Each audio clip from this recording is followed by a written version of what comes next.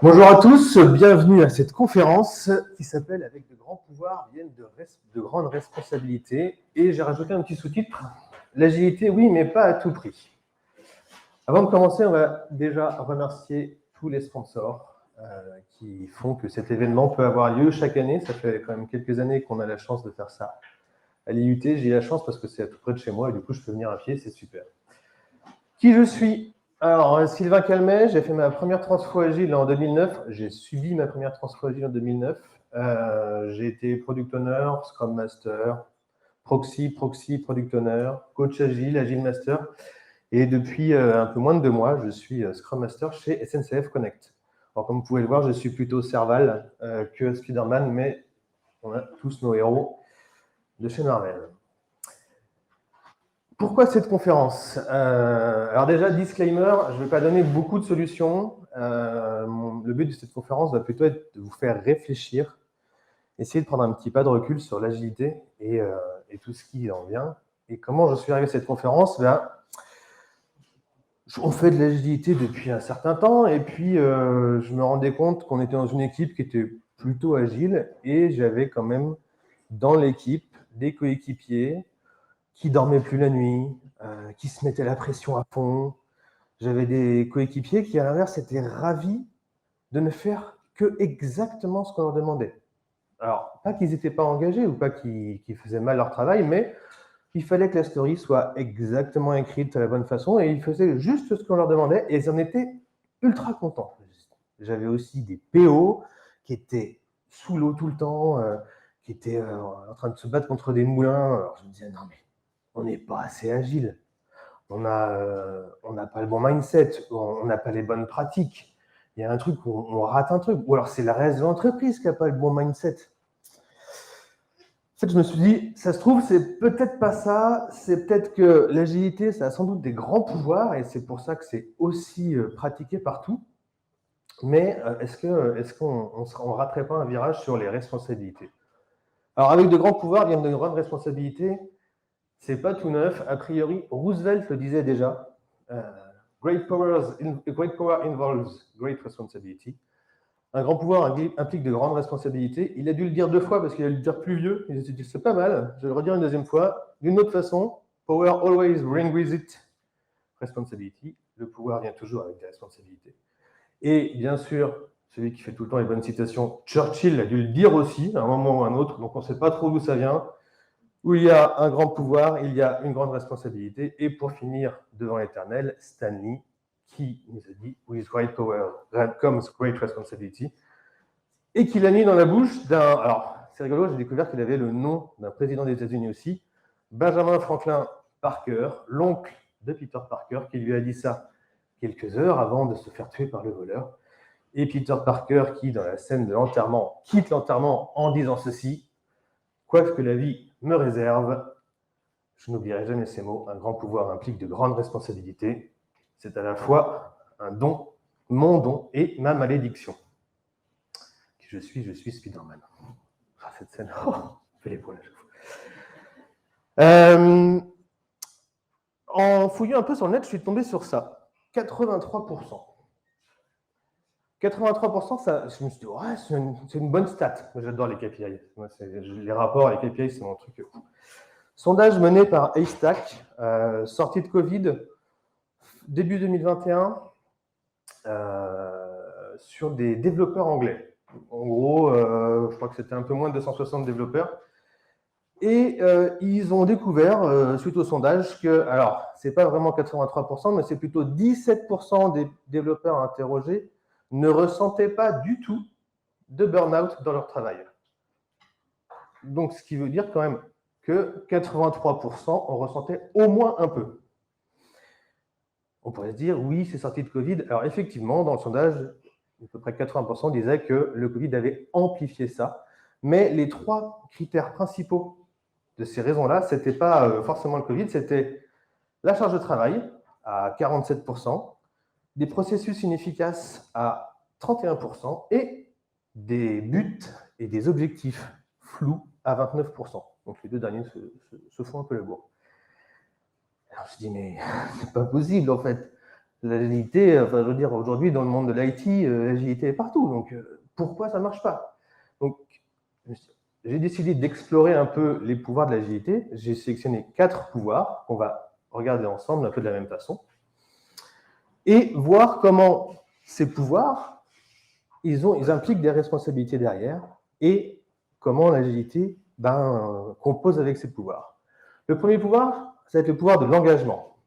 À chaque fois, on fera à peu près le même principe, on définira un peu ce que c'est, on verra comment l'agilité l'utilise, et puis derrière les responsabilités, et qu'est-ce qui se passe si on ne prend pas les responsabilités que ça implique. Le changement, alors oui, j'avoue, les slides, quand j'ai commencé à les faire, c'était la Coupe du Monde de rugby, la France n'avait pas encore perdu, ça me paraissait une bonne idée, et puis bon, on sait ce qui s'est passé.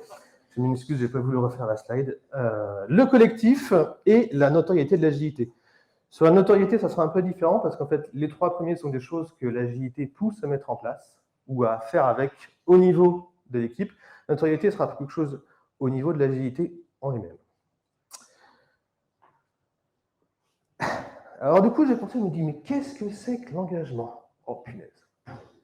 Alors, si jamais vous voulez trouver une vraie définition de l'engagement, une définition qui vous plaît, c'est assez difficile. Donc moi, j'ai commencé à fouiller et donc je vais vous donner 7 définitions au minimum. Accrochez-vous, c'est parti. La première définition, c'est tenir une promesse. On s'engage, on tient une promesse. C'est vraiment la première définition du dictionnaire. Deuxième définition, on signe et on respecte un contrat. Ça va être signer un contrat pour une durée déterminée ou indéterminée, s'engager dans une entreprise, s'engager au service de quelqu'un. Voilà. C'est vraiment le côté, je signe, je respecte un contrat. Il y a ensuite ce qu'on appelle l'engagement militant. On s'engage pour une cause, pour une philosophie. Et puis, bien sûr, le plus bel engagement de tous, signer et respecter un contrat. Il y a aussi, bien sûr, l'engagement militaire, qui est une sorte d'engagement militant pour la patrie. Et puis, après ces 5 définitions un peu plus dictionnaires, je me suis tombé sur un site qui s'appelle l'Observatoire de l'engagement. Mais tout en français, incroyable. Et l'Observatoire de l'engagement, alors il y avait un sondage qui existait, et alors il est un peu vieux, je crois qu'il était de 2017. Et le sondage posait la question à des dirigeants d'entreprise, une cinquantaine, de pour vous, c'est quoi l'engagement des employés? Et donc, l'engagement des employés prend deux aspects pour les dirigeants, un côté contribution et un côté adhésion. Qu'est-ce que ça veut dire la contribution? Alors, c'est la contribution dans le travail de l'employé, celui qui va en faire 110, 120, 130%, celui qui donne le meilleur de lui-même, une contribution aux autres et au partage, qui va faire des feedbacks, qui va faire aider les autres. Donc vraiment le côté je m'engage dans le collectif, le côté l'engagement client, celui qui va aller voir le client, celui qui va rester plus tard, qui va faire en sorte que ça marche sur le client. L'engagement dans l'entreprise, celui qui contribue aux intérêts de l'entreprise. Et puis, le côté adhésion, j'adhère à l'entreprise, j'en porte les couleurs, j'adhère aux valeurs, j'adhère à la culture, j'adhère aussi à la structure, à la hiérarchie, et puis j'adhère aussi à ces projets, aux changements qui peuvent intervenir dans les projets, à la stratégie des projets, aux objectifs. Et vraiment, je porte tout ça, et ça, c'est ce qui représente pour les employeurs, enfin, les dirigeants interviewés en 2017, ce que c'était l'engagement. Donc on est à 6, j'en ai 8. Une définition sur laquelle j'ai failli m'arrêter, c'est celle-ci, celle de François Dupuis, donc vue pareil sur le site de l'Observatoire de l'engagement. L'engagement, c'est mettre dans ce que l'on a à faire plus de soi-même que ce que ne l'exigerait la stricte exécution du contrat. Donc on retrouve la notion de contrat, mais on trouve aussi que l'engagement en entreprise, finalement, c'est un peu ce qu'on a tous dans notre inconscient collectif, c'est en faire toujours un peu plus. Hein. Voilà, je m'engage, si je m'engage, c'est que je vais en faire plus que ce qu'on me demande.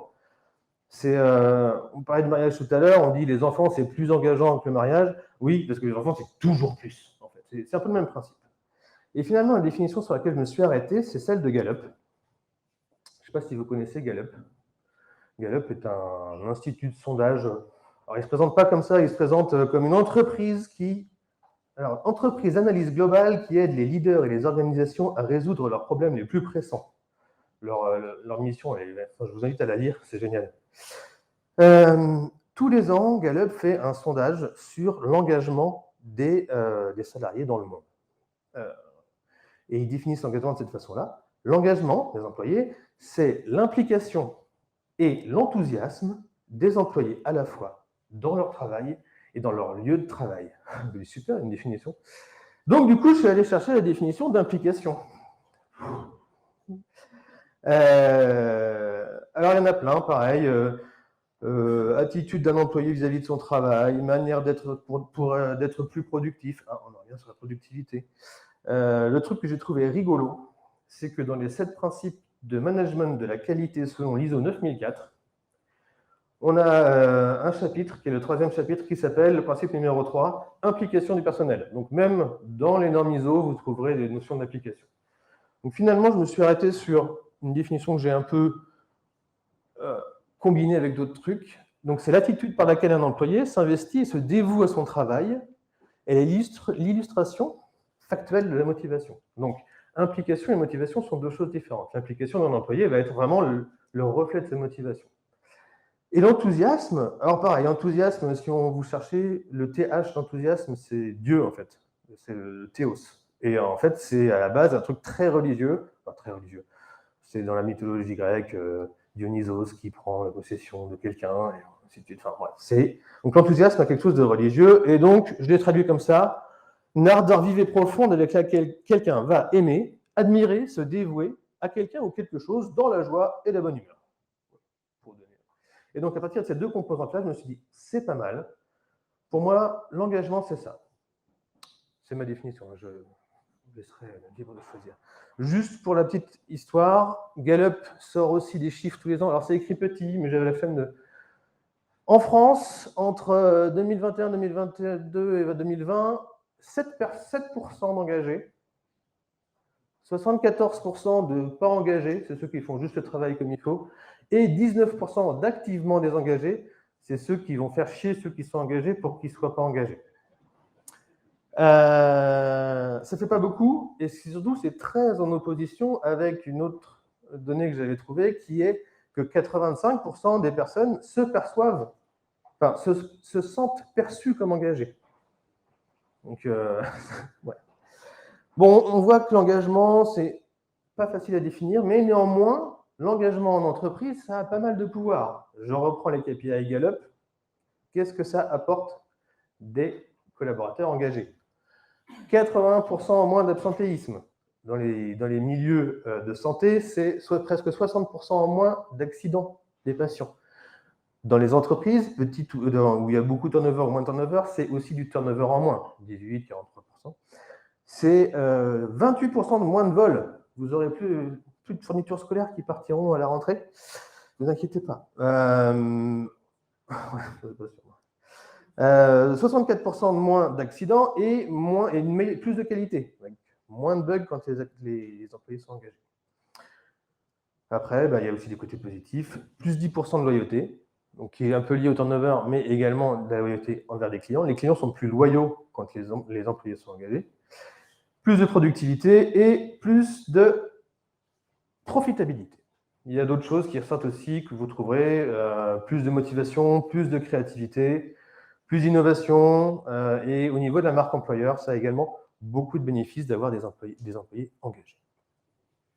Alors, l'agilité et l'engagement. Alors ça, c'est un grand débat. En fait, si on prend Scrum, par exemple, en fait, l'engagement, c'est même pas un prérequis, c'est juste une valeur. C'est la première valeur de Scrum. L'application de réussite Scrum dépend de la capacité des personnes à mieux vivre ces 5 valeurs. Engagement, focus, ouverture, respect, courage. Dans le Scrum Guide, vous retrouverez 15 ou 16 fois le mot engagé, le mot engagement. Donc, il y a vraiment quelque chose derrière. Ça ne dit pas exactement comment il faut le faire. C'est assez flou derrière, débrouillez-vous. Mais néanmoins, Scrum dit qu'il s'engage sur 3 choses. Et il va le dire d'une façon un peu bizarre. Il dit... chaque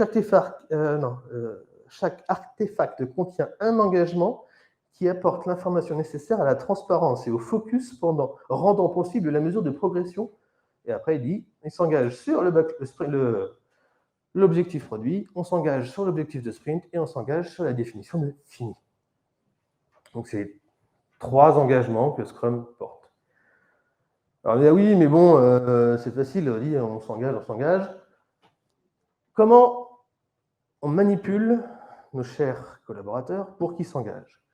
Le DSM, tous les matins, devant les pairs, chaque collaborateur s'engage à réaliser quelque chose dans la journée.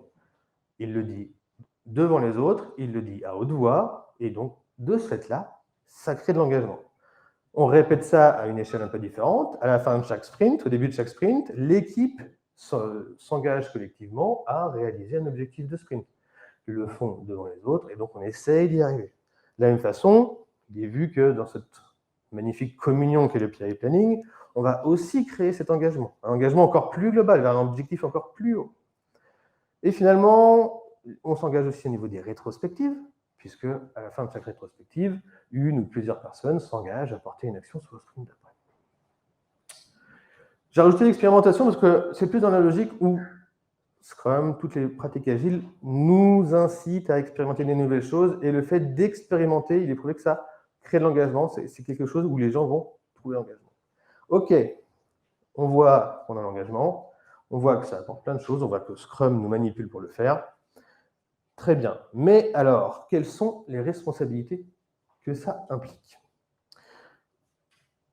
Encore une fois, c'est des choses que c'est plus ma réflexion. Je ne sais pas, vous ne trouvez pas forcément de littérature sur le sujet, mais de mon point de vue, il y a 4 responsabilités qui sont induites par ça. Le problème de l'engagement, c'est que ça demande de l'énergie, beaucoup d'énergie. Et l'énergie, c'est notre avenir. Ouais. Et pour ça, eh bien, il faut que les collaborateurs, que toutes les personnes qui sont dans une structure agile puissent le faire de manière durable. Il faut que ça puisse être de la durée. On ne veut pas épuiser les gens. Et pour ça, comme le dit le manifeste, il faut qu'on travaille tous à un rythme soutenable de façon indéfinie. Donc ça, c'est vraiment la partie veiller à ce que vos collaborateurs, s'ils sont engagés, le soient de manière, alors je ne vais pas dire raisonnable, mais donc soutenable. Il y a une autre chose qui est très importante au niveau de l'engagement, c'est la reconnaissance. Alors je ne dirais pas la reconnaissance des individus, mais vraiment reconnaître que les gens s'engagent. En fait, reconnaître cet engagement dans l'entreprise. Et souvent, maintenant, les gens qui sont engagés, ça paraît la norme. Et du coup, on ne reconnaît même pas qu'ils en font plus. Il peut y avoir un petit problème de ce côté-là s'il n'y a pas la reconnaissance. Et finalement, la dernière partie que j'ai mise, c'est une responsabilité d'attention, de porter l'attention à, comme on a vu, la potentialité de dépenser trop d'énergie, et donner des portes de sortie. Le Scrum, par exemple, tous les matins au DSM, incite les gens à s'engager, mais d'un autre côté, il va leur donner aussi la possibilité de demander de l'aide, la possibilité de lever la main en cas de blocage, et puis de dire qu'on ne va pas atteindre l'objectif de sprint, en tout cas de lever des alertes. Et donc, en fait, c'est vraiment ça, c'est donner la possibilité aux collaborateurs d'avoir des portes de sortie. Parce que si on n'a pas ces portes de sortie, qu'est-ce qui va se passer? Eh bien, en fait, les collaborateurs, ils vont se mettre la pression. Là, je parle de pression, vraiment, les collaborateurs même vont se mettre la pression pour finir les trucs. Et du coup, ils vont se mettre la pression avec encore plus de choses à faire. Et en fait, ils vont tomber dans ce qu'on appelle le piège abscon ou l'escalade de l'engagement, qui est en fait le piège dans lequel on tombe quand on poursuit obstinément quelque chose. On se dit, mais on se dit, j'ai trop investi dessus, non, c'est bon, je vais finir. Non, mais vous inquiétez pas, je ne sais pas si vous avez déjà entendu ça en DSM, t'inquiète pas, non, ça fait 3 jours que je suis dessus, mais là, c'est bon, j'ai presque fini. Hier, tu disais la même chose, mais tu disais 2 jours, en fait. Donc, et en fait, tout ça, ça nous emmener à un truc qui s'appelle le surengagement. Et le surengagement, si on ne leur donne pas la possibilité de sortir de cette boucle, c'est de la fatigue, c'est du stress chronique. Et quelque part, ça va créer une mauvaise ambiance, enfin pas une mauvaise ambiance, un mal-être des personnes qui vont finir par en fait se désengager. Donc en fait, à vouloir créer trop d'engagement, on va juste créer du désengagement. Deuxième pouvoir, le changement. Le changement. Définition du changement. Le changement, c'est...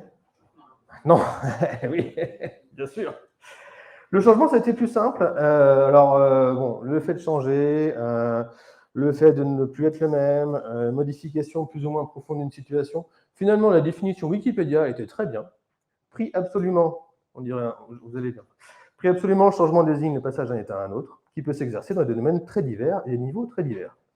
Selon la nature, la durée, l'intensité de ce changement, on parlera d'évolution, de révolution, de transformation, de métamorphose, de modification, de mutation, de régression. J'ai rajouté, parce que je trouvais que de réorganisation. On dirait, ouais, alors pas trop là, mais c'est donc on voit bien que le changement, c'est vraiment quelque chose qui est là et on ne va pas pouvoir faire contre, on est obligé de le subir. Il peut y avoir des changements endogènes qui vont intervenir sur l'équipe, donc un changement que l'équipe décide et un changement que l'équipe subit. Pourquoi c'est un grand pouvoir?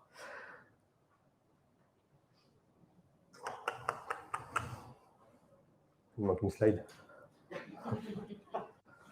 Je crois que je l'ai masqué. Excusez-moi, je démasque ma slide.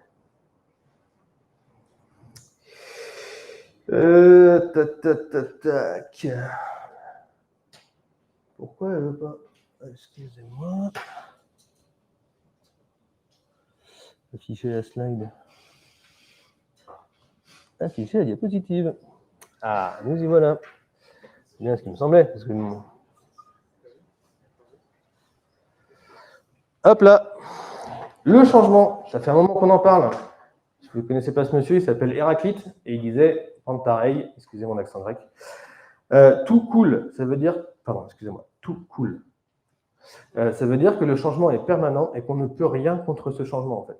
Il va falloir faire avec et s'y adapter. Et alors, du coup, en quoi c'est un grand pouvoir? En fait, le pouvoir n'est pas le changement aujourd'hui, mais la capacité à l'agilité, à accueillir ce changement, à préparer ce changement. Je vais obligé de citer Francis Blanche, qui était quand même un grand humoriste devant l'éternel. Face au monde qui change, il vaut mieux penser le changement que changer le pansement, en classique. Derrière, l'agilité ne va pas en fait dire comment faire exactement. Par contre, il va donner des pratiques pour pouvoir s'adapter au changement, pour pouvoir imaginer des solutions qui vont permettre d'accueillir le changement et pour pouvoir, de manière plutôt endogène, créer le changement dans l'équipe pour pouvoir encore plus être en mesure d'accepter ce changement. Comment c'est prôné? En fait, l'agilité, c'est juste basé sur le changement. Quatrième valeur du principe du manifeste agile, la réponse au changement de préférence au suivi d'un plan.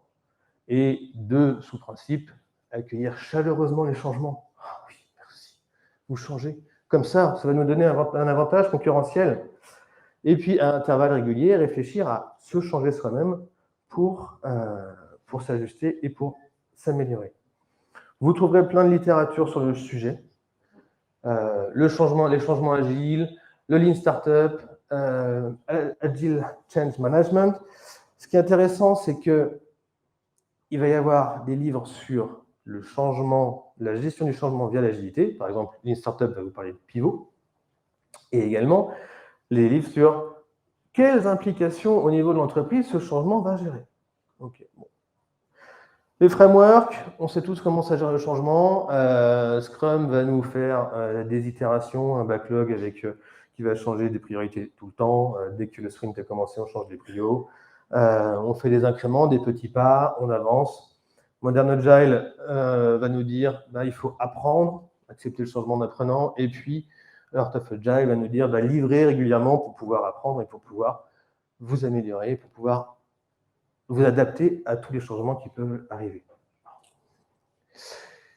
Mais alors, c'est quoi les responsabilités du changement? Parce que si tout change, on ne sait pas où on va. Donc la première responsabilité, c'est d'avoir une vision, une mission. J'ai mis les deux ensemble. Je trouve que ça... La mission, c'est plutôt comment on le fait, et la vision, c'est plutôt pourquoi on le fait. C'est vraiment l'idée d'avoir un cap, savoir où on va. Ok, on va accepter le changement, on sait que ça va changer, on sait qu'on ne pourra pas le faire exactement comme on avait prévu au début, comme dirait Rudy tout à l'heure, sinon on serait dans du cycle en V. Ouais. Et puis, ensuite, il faut qu'on donne un sens à tout ça. Alors, J'ai essayé de chercher un sens au mot sens et je me suis dit que c'était trop compliqué. Alors du coup, je me suis dit que j'allais changer et qu'au lieu de mettre sens, j'ai plutôt parlé d'inspiration. Pour moi, le sens, c'est ce qui va nous donner envie, ce qui va nous donner envie d'avancer vers cette vision, vers cette mission qu'on a. Et pour finir, pour accepter le changement, on ne peut pas accepter le changement dans n'importe comment. Et en fait, on a la responsabilité de fournir un cadre. Alors, ce cadre, c'est quoi? C'est un cadre dans lequel les collaborateurs, l'équipe va être en mesure d'accueillir ce changement. Elle se sentir sécurisée, un espace sécurisé où le changement peut arriver et où c'est pas grave de se tromper.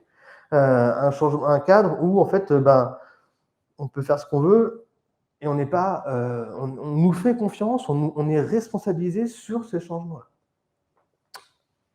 Mais alors, qu'est-ce qui se passe si on n'a pas de vision, si on n'arrive pas à faire une inspiration, si on n'arrive pas à fournir un cadre? Eh bien, en fait, les gens, ils sont complètement incertains. On bosse sur une priorité, mais demain, c'est plus la même. On ne sait pas où on va. En fait, incertitude, stress, perte de repères. La perte de repères peut être due non pas au changement du produit, au changement des exigences, mais aussi au changement du cadre. Hier, j'étais chef de projet. Aujourd'hui, je suis PO. Demain, je suis PPO. Après-demain, je suis PM. Et en fait, à chaque fois, on me balance juste un nom. J'ai l'impression de faire toujours la même chose, mais en fait, je ne sais même plus ce qu'on attend de moi. C'est quoi mes repères? Et en fait, si je ne sais plus ce qu'on attend de moi, je vais juste faire ce qu'on me dit au final. Donc, je me désengage. Et en fait, on en revient à être à l'inverse de ce qu'on voudrait au début. Des gens engagés qui savent gérer le changement. Donc, on perd de l'intérêt, on perd de la créativité, on perd de la proactivité, et derrière, on perd de la qualité à la fois sur l'organisation et à la fois sur le produit. OK. Troisième pouvoir. Tac, tac. OK. Le collectif. Alors, c'est un peu dépensif. Pareil, j'avais mis une photo de rugbyman et tout ça, avec la Coupe du Monde de rugby, puis bon. Collectif, c'est un peu ça. Hein. C'est même quand il ne fait pas beau, il faut continuer à avancer. Les définitions étaient plutôt simples, plutôt claires. Alors, ce qui est rigolo, c'est que le collectif, c'est un adjectif et c'est aussi un nom. Au niveau du nom, c'est un groupe de personnes qui sont réunies pour prendre des décisions et délibérer. Donc déjà, la définition nous donne le fait de dire que si on se met en collectif, c'est pour prendre des décisions. Et Wikipédia, il va encore plus loin. Un collectif se définit comme la réunion de plusieurs personnes pendant une durée déterminée ou indéfinie, de façon informelle ou contractuelle, constituée dans le but de poursuivre un ou plusieurs objectifs communs sous le pilotage de ses membres. Alors, au-delà du fait qu'on dirait un horoscope, parce qu'il dit tout et son contraire, en même temps, dans une définition, les trucs qui sont importants, c'est de se dire que dans un collectif, on a un objectif et que les membres pilotent eux-mêmes comment ils vont vers cet objectif. Et du coup, derrière, on se rend compte que c'est un grand pouvoir parce que ce collectif va nous permettre d'être plus créatifs, plus innovants, de prendre généralement des meilleures décisions. Je ne sais pas si vous connaissez la pratique du NASA Game. C'est un jeu, un serious game qu'on fait généralement pour prouver la puissance du collectif, où la mise en situation est qu'on s'écrase sur la Lune. On a 15 objets à prendre dans la navette qui vient de s'écraser. On fait une fois en individuel, puis une fois en collectif, et dans 90-95% des cas, le résultat collectif correspond plus au résultat fourni par la NASA. Et du coup, on prouve ainsi que même quand on n'est pas un spécialiste ou un spationaute, on peut avoir des meilleures décisions. Alors après, ces meilleures décisions s'appliquent dans un contexte peut-être professionnel. Dans un stade de foot, c'est pas parce qu'il y a beaucoup plus de cerveau que les gens sont beaucoup plus malins. Je n'ai rien contre les footballeurs, mais... le collectif va créer avec cet élan collectif plus de motivation, plus d'engagement. Dans l'agilité, en fait, on va retrouver ça dans les valeurs, dans le manifeste, on retrouve ça partout. Les individus et les interactions, plus que les process et les outils classiques. Et puis, travailler ensemble chaque jour, tout au long du projet. Comme le disait Gilles tout à l'heure, les architectures, les meilleures spécifications de besoins et les meilleures conceptions émergent d'équipes auto-organisées. Dans Scrum, pareil, on parle d'intelligence collective. Scrum repose sur l'intelligence collective. Alors, c'est là où c'est rigolo, c'est qu'ils nous disent, on ne va pas vous dire comment faire. Par contre, on va essayer de vous donner des guides, des petites règles qui vont faire que normalement, ça devrait marcher. Alors, les petites règles qu'ils nous donnent ne sont pas incroyables. Faire un DSM le matin pour créer un collectif, s'engager vers un objectif commun, oui, ça marche, tout ça. Mais il y a aussi ce rythme que Scrum va imposer, et puis maximiser les échanges, et puis travailler de manière itérative et ritualisée. Le fait d'avoir des rituels, des choses qu'on fait ensemble régulièrement, crée cet esprit collectif. Mais alors, c'est quoi nos responsabilités derrière ? La responsabilité qu'on a avec le collectif, c'est qu'il faut créer un climat de confiance. S'il n'y a pas une certaine sécurité psychologique, votre collectif, ce qui va se passer, c'est que les gens, ils vont toujours se cacher derrière le collectif, en fait. C'est un des gros points noirs du collectif, c'est que c'est facile de se dire « Ah mais non, mais c'est la décision de l'équipe ». On parlait tout à l'heure, il faut une personne qui prenne la décision, je ne sais pas si c'est une personne, mais en tout cas, si les gens n'ont pas cette sécurité psychologique, ne sont pas responsabilisés au niveau du collectif, c'est difficile. Et du coup, pour être responsabilisé, pour avoir confiance, il faut aussi se dire « j'ai le droit de me tromper, j'ai le droit de dire une connerie ». Et en fait, si je ne me dis pas cette connerie, je préfère être pas celui qui dit qu'on est en train de faire une connerie. Il y a plein de choses, il y a plein d'exemples, on en parlera juste après, où il y a des décisions collectives qui ont été prises qui sont aberrantes, alors qu'il y avait plein de gens très intelligents dans la salle. Et puis finalement, un dernier point pour avoir un collectif qui tourne bien, c'est vraiment une reconnaissance de la capacité collective, une reconnaissance de la capacité individuelle. Ça passe par de la célébration, ça passe par des kudos, ça passe par des démos, ça passe par plein de choses. Qu'est-ce qui se passe si on ne crée pas un climat de confiance, qu'on ne laisse pas le droit à l'erreur et qu'on ne donne pas un peu de reconnaissance? Eh bien, il se passe que on peut arriver sur un biais cognitif qui s'appelle la pensée de groupe. La pensée de groupe, c'est celle où non, je ne vais pas dire qu'on va se planter parce que je ne veux pas être le porteur de mauvaises nouvelles. Je me cache derrière le groupe. À l'inverse, il y a un autre biais cognitif qui peut faire que ça renforce l'idée générale, donc on fait encore plus de conneries si on met les deux ensemble que ce qu'on aurait fait tout seul. Et puis, si on n'a pas de reconnaissance, ou si on est un peu noyé dans le collectif, je propose rien, machin, en fait, j'ai plus d'estime de moi, et quand on n'a pas d'estime de soi, on se démotive, et du coup, on se retrouve un individu qui est noyé dans le collectif. Vous connaissez la notion de truck factor ou pas?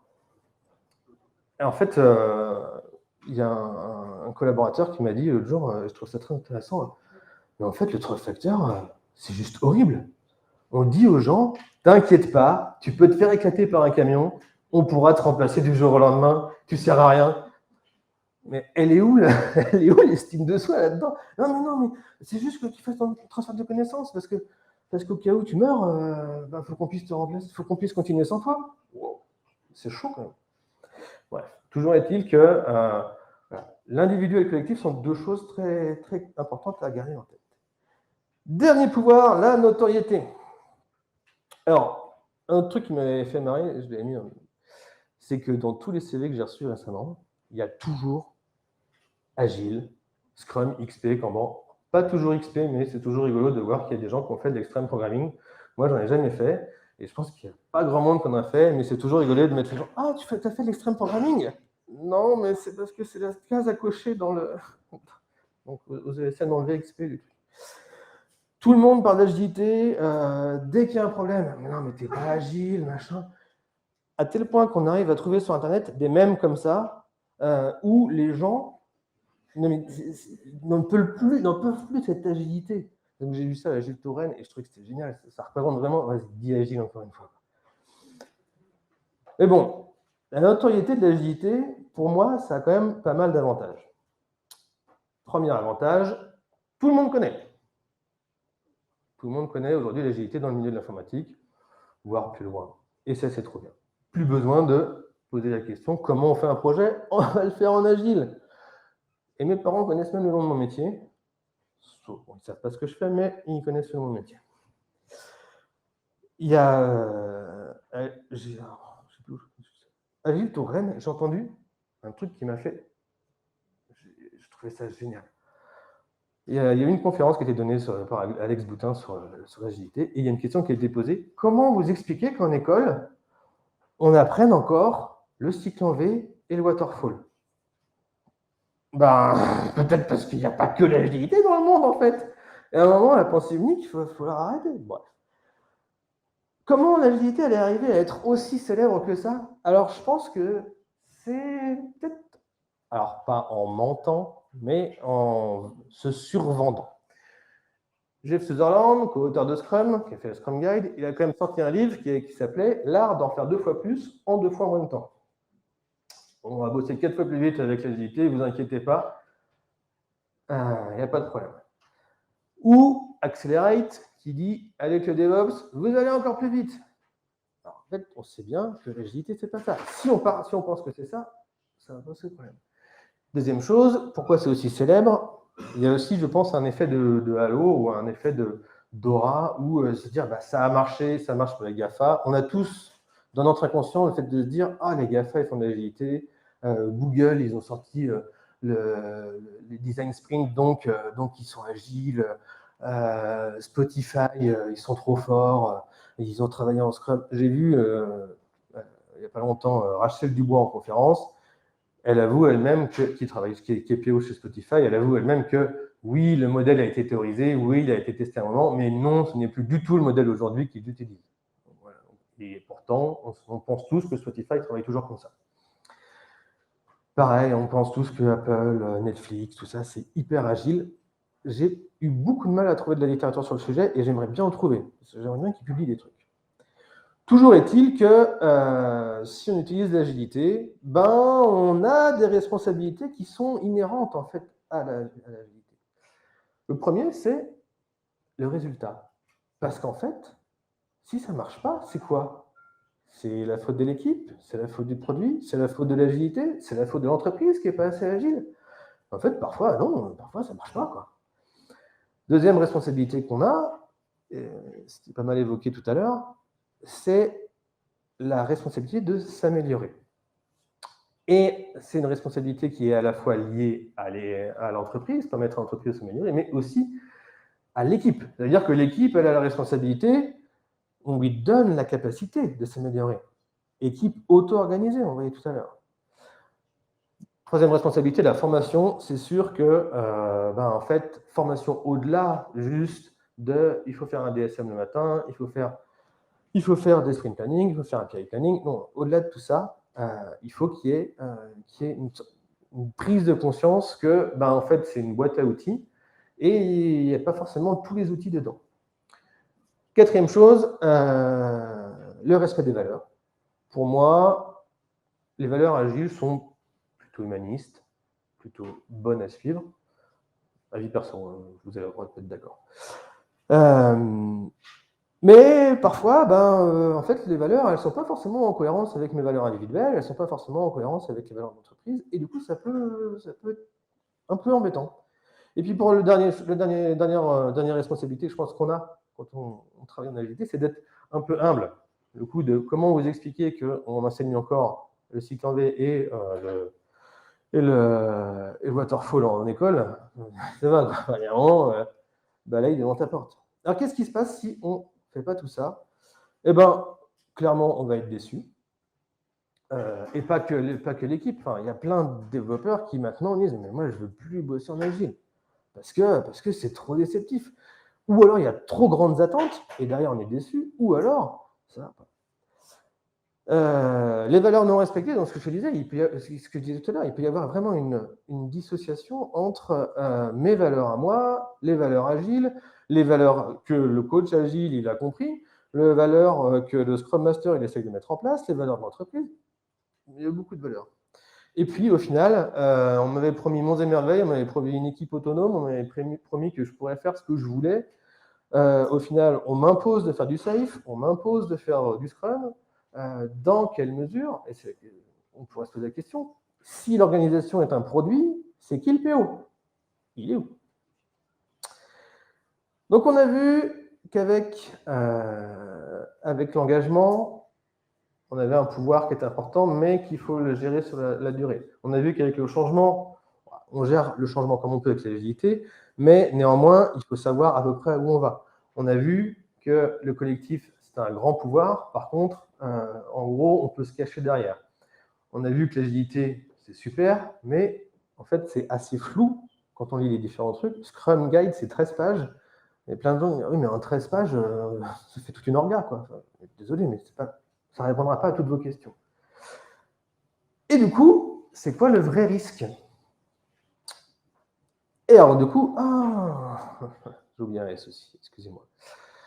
Et du coup, je me suis dit, bon, ben, ok, le vrai risque, c'est que les gens, ils souffrent au travail et finalement, l'agilité, ça ne répond pas à cette problématique. Donc, je suis allé voir les causes du burn-out. La charge de travail, le manque d'autonomie, l'absence de reconnaissance, l'absence de relations entre collègues, l'inadéquation des valeurs et le manque de clarté des objectifs. Vous voyez où je dois en venir, non? Charge de travail, surengagement. Si on ne prend pas nos responsabilités au niveau de l'agilité, les gens peuvent avoir tendance à se surengager. Et c'est pas un bien, enfin, c'est pas forcément la faute du système. C'est juste que si on leur donne pas la possibilité de sortir à un moment, de lever la main, d'appeler à l'aide, eh ben, ils vont se surcharger eux-mêmes, ils vont se surengager. Le manque d'autonomie, on va dire, oui, alors là, l'agilité, ça va. Au niveau de l'autonomie, on est bien. Les gens, ils peuvent faire ce qu'ils veulent. Alors, comme je l'ai dit juste avant, oui, ils peuvent faire ce qu'ils veulent. Enfin, ils peuvent faire ce qu'ils veulent dans leur code. Ils peuvent faire ce qu'ils veulent dans leur gestion de backlog, et encore. Mais en fait, on va leur imposer des outils, on va leur imposer un process. On parle d'individus et interactions plus que les process et les outils, et derrière, on vient avec des frameworks, on vient avec du Scrum, on vient avec n'importe quel autre truc, et on dit, on va essayer ça. Mais en fait, on essaye d'appliquer ce qu'il y a dans des livres plus que se poser la question. Et puis, dans quelle mesure l'équipe elle a son mot à dire quand on lui dit non, mais on va arrêter, on va faire du Kanban maintenant parce que finalement, on trouve que ça marche mieux. Puis il y a le coach qui l'a dit.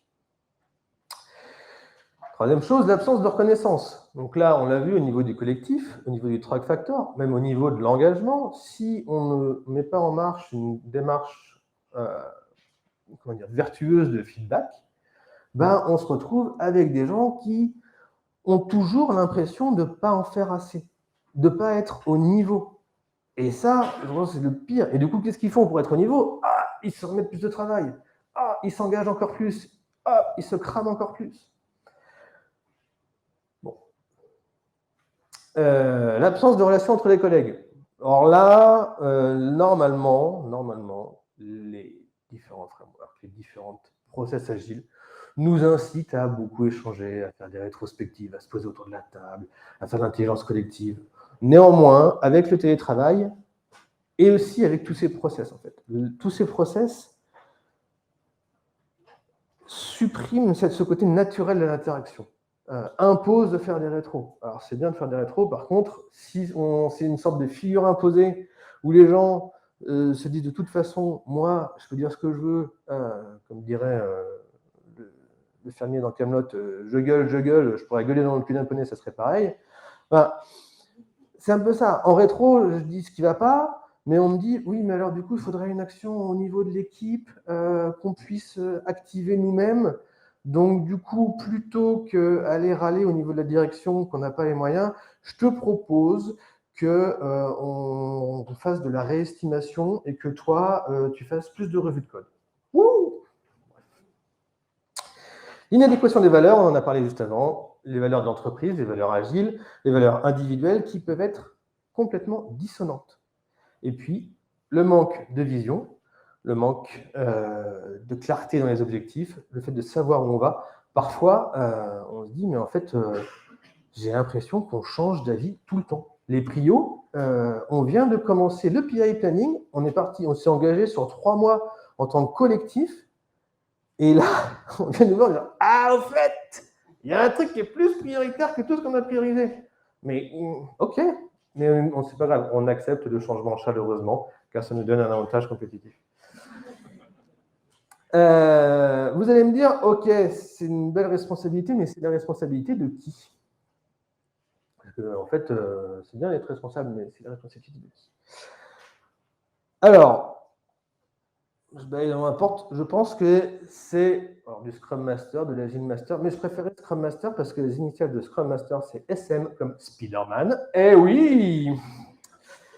Le Scrum Master, la responsabilité du Scrum Master, c'est pas de tout mettre en place pour que l'équipe reste engagée de manière durable, que le changement soit accepté correctement ou que les changements d'organisation soient, alors pas sans impact, mais soient vécus le moins douloureusement possible. Sa responsabilité, c'est, pour moi, d'alerter sur tout ça, d'ouvrir les yeux aux gens, de dire l'agilité, c'est pas le miracle. C'est aussi la responsabilité de tous les professionnels de l'agilité qui, eux, ils sont bien contents que les organisations elles changent tout le temps parce que sinon, ils n'auraient plus de boulot. Si les organisations étaient figées et qu'elles ne changeaient jamais, les coachs agiles, ils seraient bien embêtés. Je peux critiquer les coachs agiles. Et en fait, est-ce que quelque part, il n'y aurait pas un biais où on veut continuer à créer ce changement qui peut créer de l'incertitude, qui peut créer de la perte de repères pour continuer à avancer, alors pas pour avancer, mais vraiment pour continuer à s'alimenter. Et je pense que c'est aussi la responsabilité des pratiquants de l'agilité de pouvoir lever la main et de pouvoir dire à un moment, on arrête. J'ai pensé aussi à mettre dans cette liste les dirigeants, les sponsors, les directeurs, tous ceux qui peuvent prendre les décisions, qui disent « Allez, j'ai vu ça, j'ai vu un Scrum Life là, sur Scrum, on va faire du Scrum. » Et bien, je pense que, alors, c'est leur responsabilité aussi, mais ils sont plutôt responsables dans la décision, mais ce n'est pas leur responsabilité d'être alerte sur le sujet. C'est plus à tous ces gens-là d'alerter sur le sujet que en fait, ça ne va pas tout révolutionner et ça ne répond pas à toutes les questions. Alors, on fait quoi? C'est quand même vachement positif comme conférence, au final. Ma conclusion, c'est soyez agile. Soyez agile dans... Alors, c'est un peu ambivalent. Je vais vous donner ma définition de l'agilité. Ma définition de l'agilité, c'est la capacité ou la vitesse avec laquelle on retrouve une position d'équilibre après avoir été en déséquilibre. C'est très physique comme définition, mais néanmoins, ça s'applique à tout. Et on ne peut pas avancer si on ne se met pas un peu en déséquilibre. Du coup, ma conclusion va être rechercher en permanence les petits déséquilibres, mais chercher surtout l'équilibre. Veillez sur vos équipiers. Donc on en revient à trouver l'équilibre entre un engagement d'équipe, un engagement d'équipier, mais également la durabilité, la soutenabilité. Donc, vraiment, soyez attentifs aux personnes. Deuxième chose, créer un cadre stable et souple. C'est hyper dur à dire. Stable et souple. Un cadre où les équipes qui sont dedans peuvent le faire évoluer, savent qu'elles peuvent travailler dessus, savent aussi qu'elles sont libres dans ce cadre. Si le cadre est trop grand, les équipes seront perdues. Si le cadre est trop serré, les équipes seront trop contraintes. Et donc, il faut trouver cet équilibre de cadre. On a beaucoup parlé de reconnaissance. Pratiquer une reconnaissance collective et individuelle. Une reconnaissance de la production collective et une reconnaissance des qualités individuelles. On parlait de Truck Factor tout à l'heure. Vraiment, on se dit oui, c'est logique, mais néanmoins. Donc, des individus vont constituer un collectif. Donc, l'idée derrière, c'est de ne pas oublier ces qualités individuelles dans le collectif, de les valoriser, mais également, à l'inverse, pas péter tout le collectif pour les individualités. Oui, on est tous différents, oui, on a tous plein de qualités, plein de facettes. Si on veut mettre toutes ces facettes dans le collectif, à un moment, ça devient trop complexe. Et donc, un collectif qui marche va peut-être pas prendre en compte toutes les particularités de chaque individu. Donc, il faut trouver aussi un moment où on ne casse pas le collectif juste pour l'individualité. Et pour finir, en fait, l'agilité, c'est une super boîte à outils, c'est une super philosophie, il y a plein de choses derrière. Ça met plein de choses en place pour faire naître le meilleur du collectif. Je pense que le seul truc qu'il faut garder en tête, c'est que, au fond, c'est ceux qui font qui savent. Et c'est vous qui faites, c'est vous qui savez. Donc, il y a un moment, en fait, il faut oser aussi se dire, je peux je peux trouver mes propres idées. Je vais voir, ah bah non, mais attends, je vais trouver un atelier qui correspond à ça, j'ai trouvé une pratique, ah bah regarde, j'ai trouvé dans Scrum, il y a ça, machin. Et en fait, aujourd'hui, les gens ne veulent presque même plus réfléchir ensemble. Bah si, il y a forcément un atelier pour faire intelligence collective, mais ils n'osent presque pas expérimenter si ça n'a pas été validé par le tampon. C'est agile, et donc on peut le faire. Donc voilà, ma conclusion, ça sera ça. Soyez agile, osez prendre du recul sur l'agilité, osez vous poser des questions. Il y a plein de trucs géniaux dans l'agilité, mais il faut aussi prendre un petit peu de recul de temps en temps pour se dire, oui, le cycle en V, c'était pas si mal. Merci à vous. Si vous avez des questions, je suis pour vous. Et puis,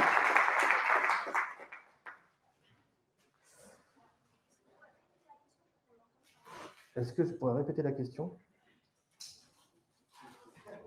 Merci à vous. C'est ça que vous avez dit. Soutenable et raisonnable. Ah, la fin, toute la fin. Hein. Ah ouais, non, je sais pas. Ouais, mais alors ça ne correspond pas à ce que j'ai écrit dans mes notes, parce que je n'ai pas vu ce que j'avais écrit. Ah, durabilité et soutenabilité. La différence entre durable et soutenable. Ah, différence entre... Ah oui. Alors, la différence entre durable et soutenable, pour moi, le durable, c'est quelque chose de plutôt systémique, et soutenable, c'est plutôt quelque chose d'individuel. Donc, le système doit pouvoir durer, mais par contre, chacun doit être en mesure de soutenir le travail qu'il supporte. C'est plutôt dans ce sens-là. Eh bien, merci à vous. Je vous ai mis le QR code au cas où.